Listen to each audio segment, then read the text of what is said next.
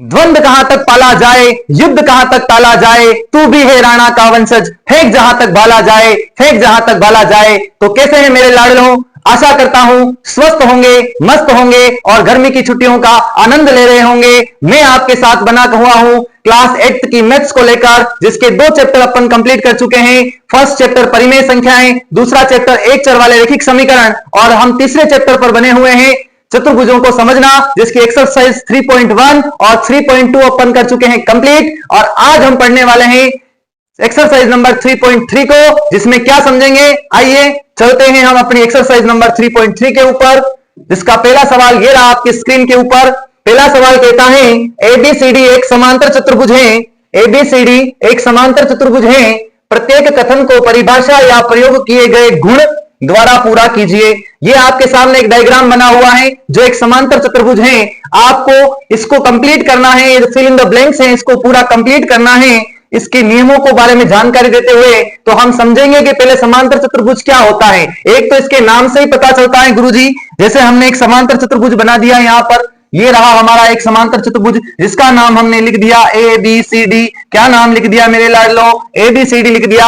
एक तो इसके नाम से ही पता चलता है कि इसकी जो आमने सामने की भुजाएं होगी, सम्मुख जो भुजाएं होंगी वो कैसी होगी मेरे लाडलो, वो समांतर होगी। अर्थात हम कह सकते हैं कि ए बी जो भुजा है, इसकी ए बी वाली भुजा सी डी वाली भुजा के समांतर होगी। कैसी होगी मेरे लाडलो, सी डी के समांतर होगी। और इसकी आमने सामने की जो भुजाएं होगी वो बराबर भी होगी। अर्थात सम्मुख भुजाएं जो होती हैं समांतर चतुर्भुज के अंदर वो क्या होती हैं, बराबर होती हैं। तीसरा नियम कहता है इसके जो विकर्ण बनते हैं, इसके अंदर जो विकर्ण बनते हैं वो एक दूसरे के समद्विभाजक होते हैं। जैसे ये यहाँ पर ओ पर काटते हैं तो ये वाला भाग अर्थात ओडी और ओबी जो होगा वो दोनों सेम होंगे। अर्थात ये अगर 3 सेंटीमीटर है तो ये भी 3 सेंटीमीटर होगा। और ये ऐसी पूरा जो इसका विकर्ण है वो OC और OA के बराबर होगा। अर्थात ये पूरा 6 अगर 8 है तो ये 4 सेंटीमीटर और ये 4 सेंटीमीटर होगा। क्या कहा मेरे लाडलो, अभी तक मैंने 3 नियम बताए हैं कि एक तो समांतर चतुर्भुज के अंदर आमने सामने वाली जो भुजाएं होती है वो समांतर होती है। समांतर का मतलब ऐसी भुजाएं जो आगे चल करके एक दूसरे को नहीं काटती हैं, उनको अपन कहते हैं समांतर भुजाएं। अर्थात ये एडी वाली भुजा को कितना भी आगे बढ़ाया जाए, इसको कितना भी आगे बढ़ाया जाए, ये भुजाएं एक दूसरे को क्रॉस नहीं करेगी। दूसरा, ये भुजा और ये भुजा भी आपस में एक दूसरे को नहीं काटेगी, इनको कहते हैं हम समांतर। उसके बाद दूसरा हमने देखा कि इसकी जो सम्मुख भुजाएं होती हैं वो समान होती हैं। आमने सामने की जो भुजाएं होंगी अगर ये 5 सेंटीमीटर की हैं तो ये भी 5 सेंटीमीटर होगी, ये 6 सेंटीमीटर है तो ये भी 6 सेंटीमीटर होगी। तीसरा हमने देखा कि इसके जो विकर्ण होते हैं वो समद्विभाजक होते हैं। अर्थात विकर्ण जो होता है जहां क्रॉस करते हैं वहां से वो उसको बराबर 2 पार्ट में बांट देता है। और क्या नियम है गुरुजी इसका, तो इसका नियम ये कहता है मेरे लाडलों, क्या कहता है गुरुजी, इसका नियम कहता है कि इसके जो आसन्न कोण होते हैं, कौन से कोण, आसन्न कोण, अगर मैं आपको दिखाऊं वापस डायग्राम बना करके तो इसके जो आसन्न कोण होते हैं वो भी क्या होते हैं, उनकी जोड़ जो होती है वो 180 डिग्री होती है। जैसे यहां पर एबीसीडी जो है इस चतुर्भुज के अंदर ये वाला कोण और ये वाले कोण, पास पास वाले कोण दोनों की जोड़ कितनी होती है, 180। तो हम कह सकते हैं कि कोण ए प्लस कोण बी जो होगा वो 180 डिग्री के बराबर होगा। किसके बराबर होगा मेरे लाडलो, ए और बी 180 डिग्री के बराबर होगा। मतलब जो आसन्न कोण होते हैं पास पास वाले, ए और डी की जोड़ भी कितनी होगी, 180 होगी। डी और सी की जोड़ भी कितनी होगी, 180 होगी। सी और बी की जोड़ भी कितनी होगी, 180 होगी। तो हमने ये सीखा कि इसमें सम्मुख भुजाएं बराबर होती हैं, सम्मुख भुजाएं समांतर होती हैं, विकर्ण एक दूसरे के समद्विभाजक होते हैं, और आसन्न कोण जो होते हैं इनमें वो उन दोनों की जोड़ जो होती है वो 180 डिग्री होती है। और इसके सम्मुख कोण भी बराबर होते हैं, इसमें सम्मुख कोण भी बराबर होते हैं। ये रहा मेरे लाडलों वापस आपका एबीसीडी, अर्थात ये कोण और ये कोण दोनों सम्मुख कोण है। तो ये कोण अगर 60 डिग्री का है तो ये वाला कोण भी कितना होगा, 60 डिग्री का। और अगर ये वाला कोण 120 डिग्री का है, 120 डिग्री का है, तो ये वाला कोण भी 120 डिग्री का होगा। तो अब आप समझ चुके होंगे, अभी तक मैंने 5 नियम बताए। एक तो दोनों भुजाएं आमने सामने की समांतर होगी, दूसरा दोनों भुजाएं समान भी होगी, आमने सामने की सम्मुख भुजाएं समान भी होगी। फिर मैंने कहा इसके जो विकर्ण होते हैं वो जहां प्रतिच्छेद करते हैं वहां से उसको बराबर 2 भागों में बांटते हैं। फिर मैंने कहा आसन्न कोणों की जो जोड़ होती है वो कितनी होती है, 180 डिग्री होती है। फिर मैंने कहा आपको इसके सम्मुख कोण जो होते हैं वो बराबर होते हैं। आशा करता हूं आपको समझ में आ गया होगा। अब चलते हैं हम अपने सवाल के ऊपर। क्या कहता है हमारा सवाल, हमारा सवाल कह रहा है कि ये डायग्राम दिया हुआ है, इसकी परिभाषा और उसके गुणों का प्रयोग करते हुए अपने को पूरा करना है इसको। तो सीधा सीधा हम सवाल पर चले तो यहां लिखा हुआ है पहला जो एडी है वो किसके बराबर होगा, तो ये दिख रहा है मेरे गुरुजी, ये रहा ए और ये रहा डी। ये एडी वाली जो भुजा है वो किसके बराबर होगी, तो अभी हमने देखा सम्मुख भुजाएं बराबर होती है, तो एडी वाली जो भुजा है वो बीसी के बराबर होगी। किसके बराबर होगी मेरे लाडलो, बीसी के बराबर होगी। तो हम यहां फील कर देंगे बीसी। उसके बाद ये कह रहा है कोण डीसीबी, अर्थात कोण सी की बात कर रहा है। कोण सी जो है वो किसके बराबर होगा, तो अभी हमने पढ़ा गुरुजी सम्मुख कोण बराबर होते हैं, सी जो होगा वो किसके बराबर होगा, ए के बराबर होगा। इसका ही पूरा नाम लिखा हुआ है कोण डीसीबी, अर्थात डीसीबी। तो हम लिखेंगे कोण डीएबी के बराबर होगा। किसके बराबर होगा, कोण डी ए बी के बराबर होगा। क्या गुरुजी हम इसका नाम बी ए डी भी लिख सकते हैं, बिल्कुल मेरे लाडलो, आप इसका नाम ऐसे लिखें भली। ये जो कोण बन रहा है आपका, इसका नाम बी ए डी भी लिख सकते हैं, और आप चाहें तो डी ए बी भी लिख सकते हैं, दोनों सही हैं। उसके बाद क्या कह रहा है गुरुजी, इसका तीसरा जो प्रश्न है वो कह रहा है ओसी किसके बराबर होगा, तो ढूंढिए उस डायग्राम के अंदर ओ और सी कहां दिख रहा है, तो ये दिख रहा है गुरुजी, ये तो ओ और ये सी, ये इस विकर्ण की बात कर रहा है गुरुजी। तो ये ओसी जो है किसके बराबर होगा, ओ ए के बराबर होगा। अभी हमने पता था कि जो संधि भाजक होते हैं, विकर्ण जो होते हैं, जहां पर काटते हैं वहां पर क्या करते हैं, उसका संधि भाजन करते हैं, अर्थात दो बराबर भागों में बांटते हैं। तो ओसी जो है वो ओ ए के बराबर होगा। ओसी आपका किसके बराबर होगा, ओ ए के बराबर होगा। फिर ये कह रहा है कि कोण डी ए बी, अर्थात कोण ए की बात कर रहा है, और कोण सी डी ए, अर्थात कोण डी की बात कर रहा है। कोण ए और कोण डी, इन दोनों की जोड़ कितनी होती है, तो डी और ए कहां दिख रहा है, ये रहा मेरा डी और ये रहा अपना ए, इन दोनों की जोड़ कितनी होगी। अभी हमने पता था कि ये दोनों जो कोण होते हैं आसन्न कोण होते हैं, और समांतर चतुर्भुज के अंदर आसन्न कोणों की जो जोड़ होती है वो 180 डिग्री होती है। तो हम यहां लिख देंगे इन दोनों की जोड़ कितनी होगी मेरे लाडलो, 180 डिग्री होगी।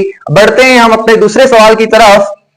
दूसरा सवाल क्या कहता है गुरुजी, दूसरा सवाल कहता है निम्नांकित समांतर चतुर्भुजों में अज्ञात एक्स वाई जेड के मान ज्ञात कीजिए। अब आपको कुछ आकृतियां दी गई हैं, 4 से 5 आकृतियां, जिसमें आपको एक्स वाई जेड की वैल्यू बतानी है। तो पहली जो आकृति है हमारे सामने ये रही, इसके नियमों का पता होना चाहिए आपको, किस नियम से ये सेम है, किस नियम से आपने एक्स निकाला, किससे वाई निकाला, किससे जेड निकाला। तो आइए देखते हैं। यहाँ पर ये जो आकृति बनी हुई है ये एक समांतर चतुर्भुज बना हुआ है। सारी जो आकृतियां हैं वो समांतर चतुर्भुज हैं, उसमें अपने को एक्स वाई जेड की वैल्यू ज्ञात करनी है। तो पहले अपन मार्किंग कर देते हैं कि एक्स वाई जेड कहां लिखा हुआ है। तो पहला अपना एक्स तो लिखा हुआ ये रहा गुरुजी, वाई लिखा हुआ ये रहा गुरुजी, और जेड लिखा हुआ ये रहा गुरुजी।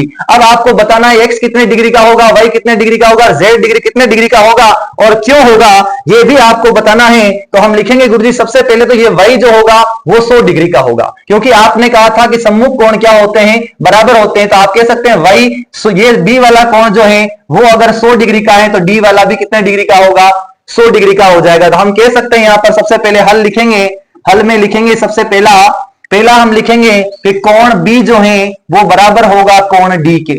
ये कोण बी और ये है कोण डी, ये दोनों सम्मुख कोण हैं, इसके लिए बराबर होंगे। क्यों बराबर होंगे, ये क्या है, सम्मुख कोण है गुरुजी। कैसे कोण है, सम्मुख कोण है, और सम्मुख कोण क्या होते हैं, बराबर होते हैं। तो हम कह सकते हैं कि अगर कोण डी जो है वो कितने डिग्री का है, कोण बी जो है हमारा, कोण बी जो है हमारा कितने डिग्री का है, कोण जो बी है वो हमारा है 100 डिग्री का।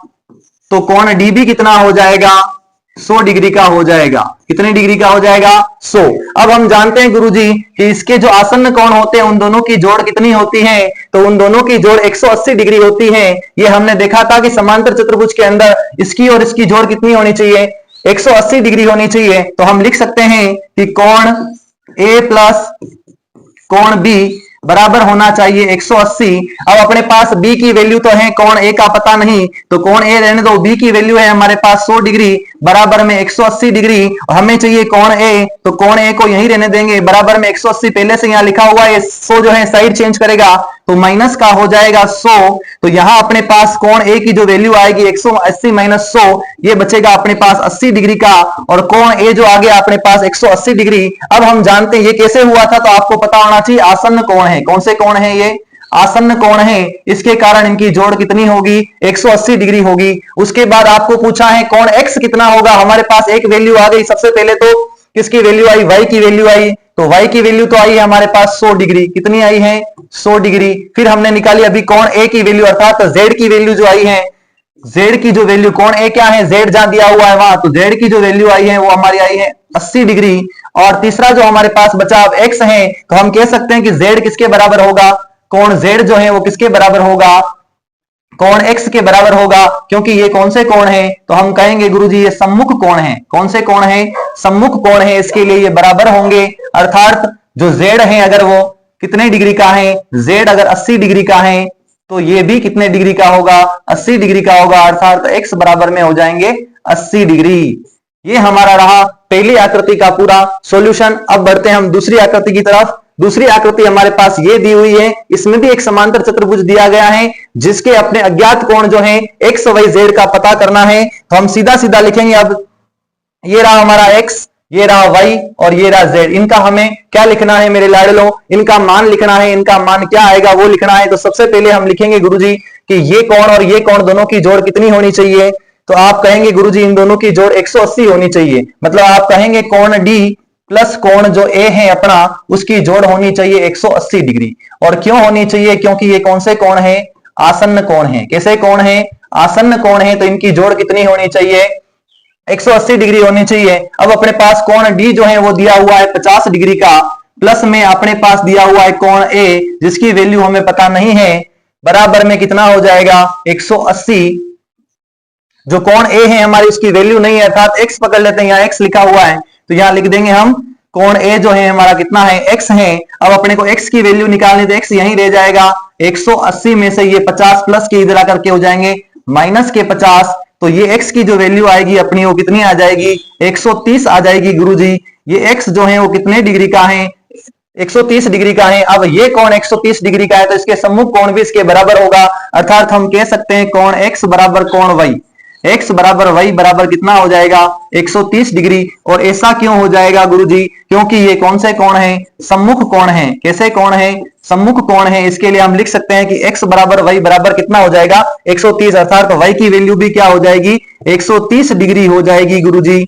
y की वैल्यू जो है वो 130 डिग्री हो जाएगी। अब हम जानते हैं कि यहां पर देखिए दो समांतर रेखाएं हैं, ये दो समांतर रेखाएं मैं इसके ऊपर बनाऊं अगर, तो ये जो लाइन है आपकी एक समांतर रेखा है और ये भी एक समांतर रेखा है, उसको एक ये लाइन काट रही है। तो यहां पर एक जेड जो कोण बना हुआ है और जो एक्स जो है ये दोनों संगत कोण है। कौन से कोण है, संगत कोण है। तो अगर एक्स जो है हमारे पास 130 डिग्री का है तो ये जेड भी कितना होगा 130 डिग्री का होगा। ऐसे भी निकाल सकते हैं या हम दूसरे तरीके से भी निकाल सकते हैं। ये 50 डिग्री का है तो ये कितना हो जाएगा 50 और ये पूरा 180 होता तो 130 बच जाएगा। और सीधा सीधा करें हम अगर, तो यहां सीधा सीधा लिखें अगर, तो हम लिख सकते हैं कि जो एक्स है वो किसके बराबर होगा, जेड के बराबर होगा। और बराबर में कितना होगा, तो 130 होगा। क्यों होगा, ये संगत कोण है। कौन से कोण है, संगत कोण है। इसके लिए जो z की वैल्यू होगी वो भी कितनी हो जाएगी 130 डिग्री हो जाएगी। संगत कोण जो होते हैं वो आपस में बराबर होते हैं। क्या होते हैं संगत कोण, उसके बारे में चर्चा करते हैं। आइए, आपने 7th क्लास में पढ़ा होगा। पहले हम इस सवाल को हल करें उससे पहले संगत कोण के बारे में समझ लेते हैं, क्योंकि हम आगे वाली जो आकृतियां आएगी उसमें इसकी आपको आवश्यकता पड़ेगी। तो हम इसके आगे वाली को हम पहले समझ लेते हैं कि मैंने यहां पर दो समांतर लाइन खींची, इसके ऊपर दो समांतर लाइन और खींच दी। ये मेरी जो लाइन है वो एल है, ये एम है, ये ए है और ये बी है।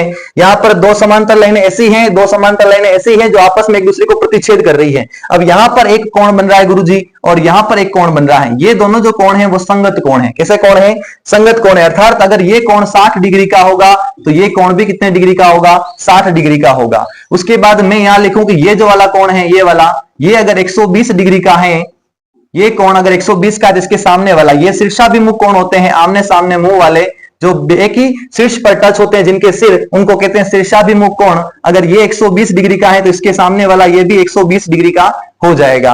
और क्या होता है गुरुजी, तो एक कोण इस प्रकार का बनता है हमारे पास, एक कोण इस प्रकार का जेड की आकृति बनती है। अर्थात आप जेड देख पा रहे होंगे, अगर ये कोण 60 डिग्री का है तो ये वाला कोण भी कितना होगा, 60 डिग्री का होगा। तो आशा करता हूं आपको समझ में आ गया होगा। अभी मैंने 3 नाम लिए हैं। एक नाम लिया है संगत कोण, कौन सा नाम लिया मेरे लाडलो, संगत कोण। एक हमने लिया एकांतर कोण। ये एकांतर कोण कौन सा है गुरुजी, ये जेड वाला जो कोण होता है उसको अपन कहते हैं एकांतर कोण। ये कोण और ये कोण दोनों क्या होंगे, समान माप के होंगे। किस कारण से होंगे, क्योंकि ये एकांतर कोण है। ये 60 और ये 60 क्यों हुआ, क्योंकि गुरुजी ये संगत कोण है। फिर आपने बताया गुरुजी ये 120 और ये 120 क्यों था, क्योंकि ये दोनों शीर्षाभिमुख कोण हैं। तो 3 नाम आपके सामने अभी मैंने लिए हैं, इनको आपको आगे याद रखना है, आगे वाले सवाल में हमें इसकी आवश्यकता पड़ेगी। तो इसको अभी हम मिटाते हैं एक बार और चलते हैं हमारे आगे वाले सवाल के ऊपर। सवाल नंबर जो तीसरी आकृति है हमारे पास, उसमें भी आपको एक डायग्राम दिया हुआ है। ये भी एक समांतर चतुर्भुज है जिसका नाम है एबीसीडी, और इसमें भी आपको एक्स वाई जेड की वैल्यू बतानी है। एक्स की वैल्यू क्या होगी, वाई की वैल्यू क्या होगी और जेड की वैल्यू क्या होगी। सबसे पहले ये रहा आपका एक्स, ये रहा वाई और ये रहा जेड। तो सबसे पहले जिसको आप बता सकते हैं उसके बारे में बताइए इस डायग्राम को देख करके। इस डायग्राम को हम देखें तो गुरुजी हमें एक कोण इस प्रकार का दिख रहा है ये, और ऐसा जो एंगल होता है वो 90 डिग्री का होता है। कितने डिग्री का होता है मेरे लाडलो? तो हम सीधा सीधा लिख देंगे यहाँ पर x बराबर कितने डिग्री का हो जाएगा, 90 डिग्री का। इस निशान से ही पता चलता है 90 डिग्री का जो एंगल होता है इस प्रकार का होता है। तो ये हो गया आपका x 90 डिग्री। अब यहाँ पर देखिए एक त्रिभुज बन रहा है। क्या बन रहा है मेरे लाडलो? ये एक त्रिभुज बन रहा है और हम त्रिभुज के बारे में पढ़ चुके हैं। तो यहाँ पर एक त्रिभुज बन रहा है जिसका नाम लिखूं मैं COD। क्या नाम है इस त्रिभुज का? COD एक त्रिभुज है। इस त्रिभुज में आपको तीन कोण दे रखे हैं, O है, C है और D है। तो इन तीनों की टोटल कितनी होनी चाहिए गुरुजी? कोण C प्लस कोण O प्लस कोण D, इन सब की टोटल कितनी होनी चाहिए? तो गुरुजी आपने बताया था कि त्रिभुज के तीनों कोणों का योग कितना होता है? 180 डिग्री होता है। अतः इन तीनों का योग कितना होना चाहिए? 180 डिग्री होना चाहिए। जो C है वो हमने अभी प्राप्त किया, x की वैल्यू क्या आ गई थी? 90 आ गई थी। C जो है अपने पास लिखा हुआ है 30 डिग्री। C वाला जो कोण है हमारा 30 डिग्री का है, प्लस O वाला जो कोण है हमने अभी निकाला था 90 डिग्री का है, प्लस D वाला अपने को पता नहीं है तो D का D रहने देंगे। यहां पर हो गए आपके 180, ये दोनों प्लस होंगे, 90 प्लस 30 120 हो जाएंगे। साइड चेंज करेंगे तो माइनस के हो जाएंगे। तो कोण D बराबर हो जाएगा 180 माइनस 100 के 120। तो D जो कोण है हमारे उसकी वैल्यू आ जाएगी आपकी 180 माइनस 120 हो जाएगा 60 डिग्री का। कितने डिग्री का होगा? 60। और ये D जो है आपका क्या है? कोण Y है। कौन सा कोण है ये? आपका Y वाला कोण है। तो Y की जो वैल्यू होगी वो आ जाएगी आपके पास 60 डिग्री। अब आपके पास क्या बचा गुरुजी? तो अब हम देख रहे हैं गुरुजी, अभी थोड़ी देर पहले आपने बताया था कि यहां पर देखो एक Z फॉर ज़ेब्रा बन रहा है। बन रहा है, बिल्कुल बन रहा है गुरुजी। तो ये कोण जो है वो इस कोण के बराबर होगा। ये आपका Z फॉर ज़ेब्रा बन रहा है और इस कोण को कहते हैं हम एकांतर कोण, अर्थात ये Y किसके बराबर होगा? Z के बराबर होगा। तो हम यहां लिख देंगे जो Y है हमारा वो बराबर होगा Z के। क्यों होगा? क्योंकि ये हमारे कौन से कोण हैं? एकांतर कोण हैं। एकांतर कोण बराबर होते हैं। Y की वैल्यू आई थी 60, Y की वैल्यू है हमारे पास 60, तो Y बराबर में Z बराबर में क्या हो जाएगा? 60 डिग्री। तो हम कह सकते हैं कि जो Z की वैल्यू है वो कितनी हो जाएगी? 60। मतलब आपका Z है 60, Y भी है 60 और X जो है आपका 90 है। आइए बढ़ते हैं आगे वाले सवाल की तरफ। इसकी जो चौथी आकृति है हमारे पास, अब ये इसमें एक डायग्राम दिया हुआ है, इसमें भी अपने को वही निकालना है। तो सबसे पहले देखें गुरुजी, तो सबसे पहले ये आपको 80 दिख रहा है। कितना दिख रहा है? 80 डिग्री का। तो ये इसके सामने वाला कोण Y बराबर कितना हो जाएगा? 80 डिग्री हो जाएगा गुरुजी। क्यों हो जाएगा? क्योंकि ये सम्मुख कोण है, आमने सामने के कोण बराबर होते हैं। तो Y की वैल्यू तो आ गई हमारे पास 80 डिग्री। यहां हम लिख देंगे सम्मुख कोण। कैसा कोण है ये? सम्मुख कोण है, इसलिए ये हो जाएगा आपका 80 डिग्री का। उसके बाद आप कह सकते हैं गुरुजी ये x प्लस 80 की जो जोड़ है वो कितनी होनी चाहिए? तो आप कहेंगे गुरुजी कि x प्लस 80 जो है हमारा कितना होना चाहिए? 180 होना चाहिए। और क्यों होना चाहिए? ये हमारे आसन्न कोण है। कैसे कोण है? आसन्न कोण है। तो x की वैल्यू हम पता करेंगे तो x बराबर में हो जाएगा 180 माइनस में प्लस का 80 हो जाएगा माइनस का 80। तो x की जो वैल्यू है वो आ जाएगी हमारे पास 100 डिग्री। ये x जो है हमारा 100 डिग्री है, y जो है हमारा 80 डिग्री है। अब z जो है हमारा, अभी मैंने थोड़ी देर पहले बताया था ये कोण और ये कोण संगत कोण है। तो हम लिख सकते हैं कि z बराबर में 80 डिग्री होगा। Z बराबर में 80 डिग्री होगा। और क्यों होगा? क्योंकि ये कैसा कोण है? संगत कोण है। संगत कोण होने के कारण ये कितने डिग्री का होगा? 80 डिग्री का होगा। अगर आपको यूं समझ में नहीं आया तो ये अपने अभी निकाला x जो आया था अपने पास 100 डिग्री का, ये वाला 100 है तो ये वाला कोण भी कितना होगा? अंदर वाला कोण भी 100 डिग्री का। और ये पूरा जो कोण होता है वो कितने डिग्री का होता है? 180 का। तो 100 उसमें से निकाल दो तो बचा कितना? 80 डिग्री बचेगा। ऐसे भी अपना जो z आएगा वो 80 डिग्री का ही आएगा। हम अलग अलग तरीकों से इन कोणों को निकाल सकते हैं, लेकिन हम कोशिश करेंगे कि सबसे सरल तरीके से हम इसका समाधान करें। सवाल नंबर 2 ही चल रहा है अभी तक अपने पास, जिसका ये शायद 5वां डायग्राम अब हम देख रहे हैं। यहां पर भी एक डायग्राम एबीसीडी एक समांतर चतुर्भुज है। इसमें भी हमें क्या पता करना है गुरुजी? वही पता करना है हमें x और y और z। तो ये तो रहा अपना x, ये रहा अपना y और ये रहा अपना z। अब गुरुजी इसमें ये सबसे पहले दिख रहा है ये 112 डिग्री का है और उसके सामने बराबर सम्मुख कोण है y, तो हम कह सकते हैं गुरुजी कि ये y जो बराबर होगा वो कितने डिग्री का होगा, 112 डिग्री का होगा। y बराबर में 112 डिग्री होगा। कितने डिग्री होगा मेरे लाडलों, y बराबर हो जाएगा आपका 112 डिग्री। क्यों हो जाएगा, क्योंकि ये सम्मुख कोण है। कैसा कोण है, सम्मुख कोण है। इसके लिए हम कहेंगे कि ये जो है अपना कितने डिग्री का होगा, 112 डिग्री का। अब क्या करते हैं गुरुजी कि ये इसकी जोड़, इस कोण की जोड़ और इस पूरे कोण की जोड़ कितनी होनी चाहिए, तो हम कहेंगे गुरुजी कि ये दोनों आसन्न कोण है, इसके लिए इनकी जो जोड़ है वो 180 डिग्री होनी चाहिए। मतलब 40 डिग्री प्लस जेड, ये पूरा कोण जो है वो 40 प्लस जेड है, तो 40 प्लस जेड प्लस में ये वाला कोण 112 डिग्री बराबर कितना होना चाहिए, 180 डिग्री का, क्योंकि ये आसन्न कोण है। कैसा कोण है, आसन्न कोण है। इसलिए अब हम इसको टोटल करें अगर यहां पर, तो z यहां रहने देते हैं, प्लस में 2 और 0 का 2, 1 और 4 5 और ये 1 का 1, यहां पर हो गए 152 बराबर में हो गए 180 डिग्री। अब ये z की वैल्यू बताने करनी है तो 180 यही अपनी जगह है और 152 प्लस का इधर साइड चेंज करेगा तो माइनस का 152 हो जाएगा। 180 में से 152 चले जाएंगे तो हमारे पास z की वैल्यू आएगी 10 माइनस 2 हो जाएगा 8, 9 माइनस 7 माइनस 5 हो जाएगा 2 और 1 माइनस 1 हो जाएगा आपका 0। तो 28 डिग्री अपने वैल्यू आएगी z की। तो z अगर आपका 28 डिग्री है, और गुरुजी अभी आपने बताया था कि जहां z जैसी आकृति बनती है, जहां पर z जैसी आकृति बनती है, जैसे देखो यहां पर ये z बन रहा है, यहां से मैं ले जाऊं इसको यूं यूं यूं और यूं, और एक z देखो गुरुजी ये यूं भी बन रहा है, ये वाला क्या बन रहा है, z बन रहा है। तो ये वाला जो z दिख रहा है आपको, मैं इसको कलर चेंज कर देता हूं, ये रेड पेन वाला जो z दिख रहा है आपको, ये वाला कोण और ये वाला कोण क्या होगा, बराबर होगा। क्यों होगा, क्योंकि ये एकांतर कोण है। कैसा कोण है, एकांतर कोण है। तो मैं लिख सकता हूं कि x बराबर क्या होगा, z होगा, और z की वैल्यू 28 है तो x की वैल्यू भी कितनी होगी, 28 डिग्री हो जाएगी। ये रहा हमारे x का वैल्यू, तो x की वैल्यू 28, z की भी 28 हो जाएगी, और हमने सबसे पहले y की देखी थी वो 112 थी। बढ़ते हैं आगे वाले सवाल की तरफ। अब हमारा सवाल तीसरा आ गया है। सवाल 2 अपन कंप्लीट कर चुके हैं। 2 सवालों में हमने चतुर्भुज के अलग अलग मान निकाले थे x y z के, चतुर्भुज के बारे में उसके नियम समझे समांतर चतुर्भुज के।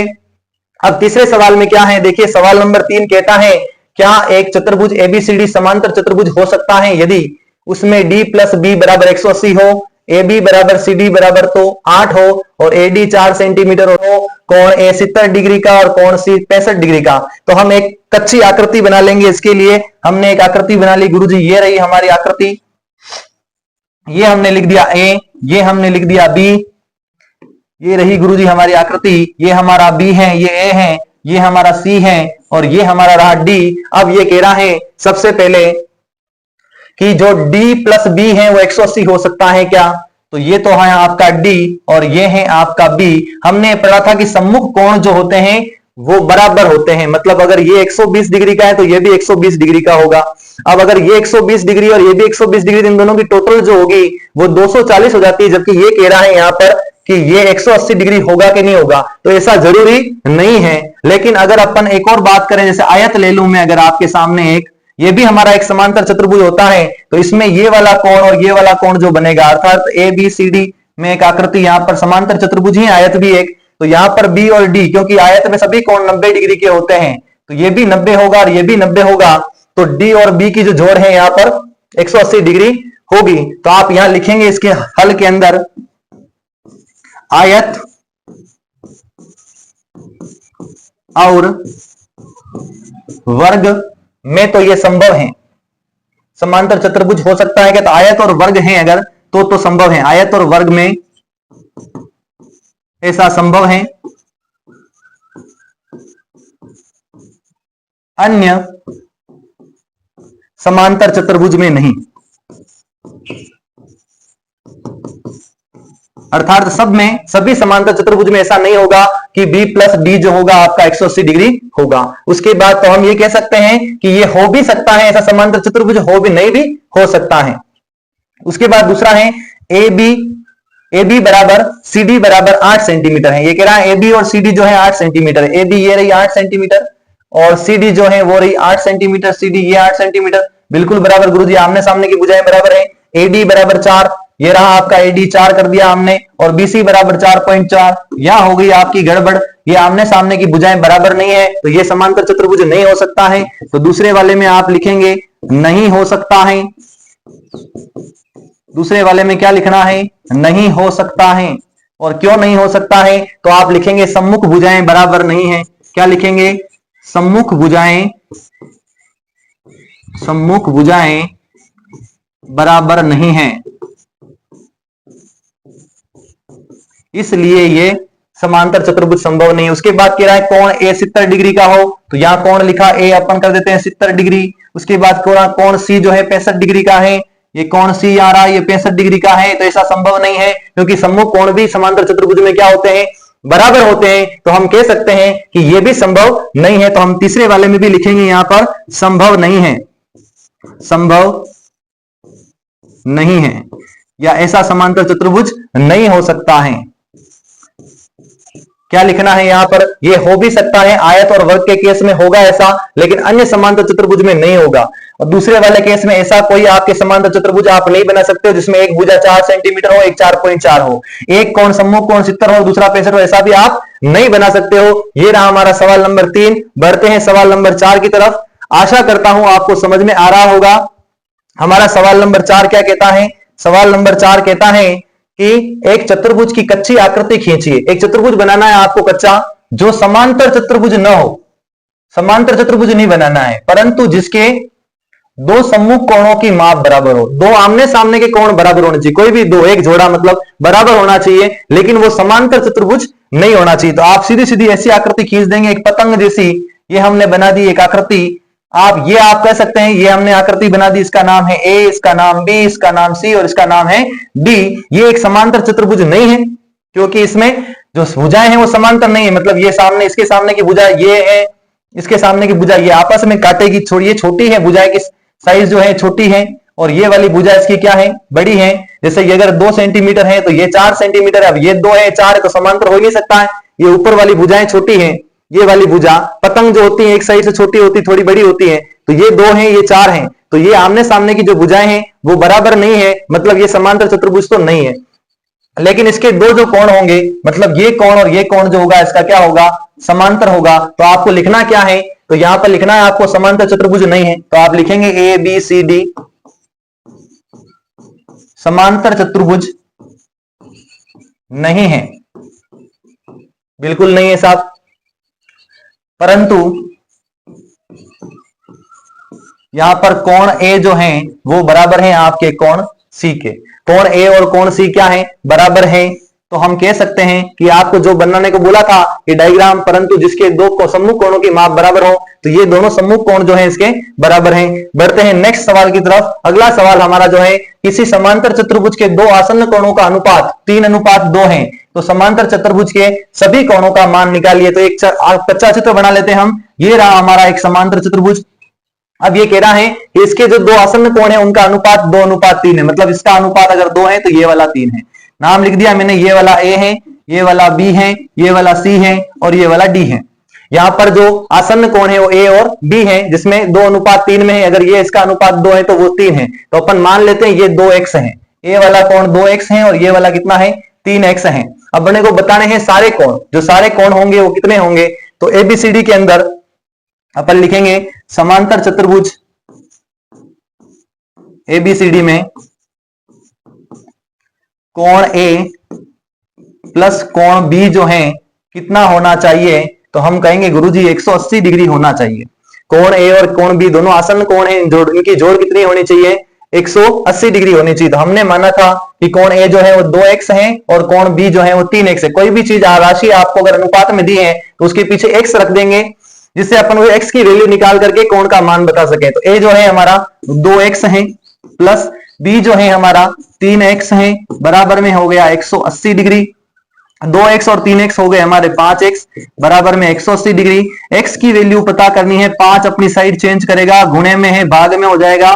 5 का भाग 180 में लगाएंगे तो x की वैल्यू आएगी 5 3 15, और उसके बाद बच गया आपके पास 3 बचा, 0 के आगे रखा 30 हुआ और 5 छंग होता है 30, मतलब x की जो वैल्यू आई वो 36 डिग्री आई है।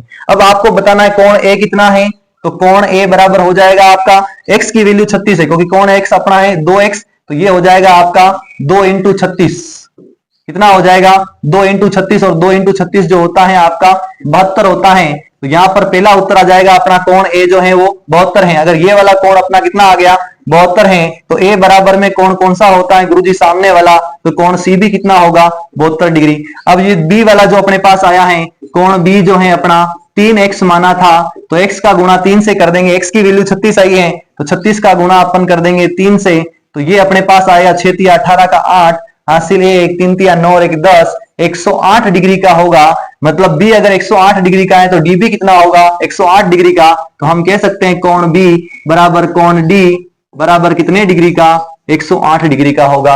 अब बढ़ते हैं हम अपने आगे वाले सवाल की तरफ। सवाल नंबर है अपने पास 6। छठा सवाल कहता है किसी समांतर चतुर्भुज के दो आसन्न कोणों की माप बराबर है। अब वापस वही बात, आसन्न कोण है इस बार भी, तो आपको फिर से एक चतुर्भुज बना लेना। ये बना लिया हमने एक चतुर्भुज, बराबर माप का आसन्न कोण है, और बराबर माप में अपन कह सकते हैं कि एक आयत या वर्ग होगा। आसन्न कोण बराबर होने का मतलब आसन्न कोणों की जोड़ अपने को पता है कितनी होती है 180 डिग्री होती है। अब बराबर है दोनों आसन्न कोण, मतलब ये वाला कोण एक है तो x है ये भी, और दूसरा वाला भी क्या है x है। ये हमने एक चतुर्भुज बनाया, समांतर चतुर्भुज ABCD। इन्होंने कहा किसी समांतर चतुर्भुज के दो आसन्न कोणों की माप बराबर है। मैंने लिख दिया ये आसन्न कोण ये आसन्न कोण, दोनों की माप बराबर लिख दी, मतलब इसकी भी x इसकी भी x। इस चतुर्भुज के सभी कोणों की माप आपको बतानी है। वापस वही बात होगी, अगर ये x सारे x ही होंगे फिर तो ये इसके सामने वाला है, x के सामने वाला ये x, इस x के सामने वाला ये x। अब आसन्न कोणों की जोड़ हमें पता है गुरुजी, इसकी और इसकी जोड़ होनी चाहिए 180। तो हम लिख सकते हैं कोण A प्लस कोण B बराबर होना चाहिए 180 डिग्री। और क्यों होना चाहिए, ये हमारे आसन्न कोण है। कैसे कोण है, आसन्न कोण है, इसलिए 180 डिग्री होना चाहिए। अब A की जो वैल्यू है हमारे पास x डिग्री है, प्लस B वाला भी x है, बराबर में हो गया 180 डिग्री। तो x और x हो गए अपने पास 2x बराबर में 180 डिग्री। x की वैल्यू पता करनी, x यहीं रह जाएगा, 2 अपनी साइड चेंज करेगा, गुणे में है भाग में हो जाएगा, 2 का भाग 180 में लगाएंगे तो 90 बार जाएगा, 90 बार जाएगा, तो x की वैल्यू आ जाएगी 90 डिग्री। तो सभी कोण कितने हो जाएंगे आपके 90 डिग्री के। ये भी x है 90 डिग्री का, ये भी x 90 डिग्री का, ये भी x 90 डिग्री का, ये भी x 90 डिग्री का। तो हम कह सकते हैं कि ऐसी जो आकृति बनेगा, ऐसा कोई समांतर चतुर्भुज जो बनेगा वो या तो आपका होगा आयत या होगा आपका वर्ग। वर्ग और आयत में ही ऐसा संभव है जिसमें अपने आसन्न कोण क्या होते हैं, सेम टू सेम होते हैं, 90 डिग्री के होते हैं। बाकी किसी समांतर चतुर्भुज में आसन्न कोण जो होंगे वो समान नहीं होते हैं। ये हम पहले भी दूसरे सवाल में देख चुके हैं कि आसन्न कोणों की टोटल वर्ग या आयत के अंदर ही क्या होती है 180 डिग्री होती है। सम्मुख कोणों की योग, उसमें ये देखा था सम्मुख के, लेकिन इसमें आसन्न के पूछा है। तो आसन्न कोण में 180 तो सबकी होती है, लेकिन यहां पर बराबर जो होते हैं आसन्न कोण वो वर्ग और आयत में ही होते हैं। वर्ग और आयत के अंदर ही जो आसन्न कोण होते हैं वो बराबर होते हैं। तो ये प्रश्नावली आज हम यहीं तक कर रहे हैं। नेक्स्ट सवाल नंबर 7 से हम कल पढ़ेंगे। तब तक के लिए गुड बाय, जय हिंद, जय भारत।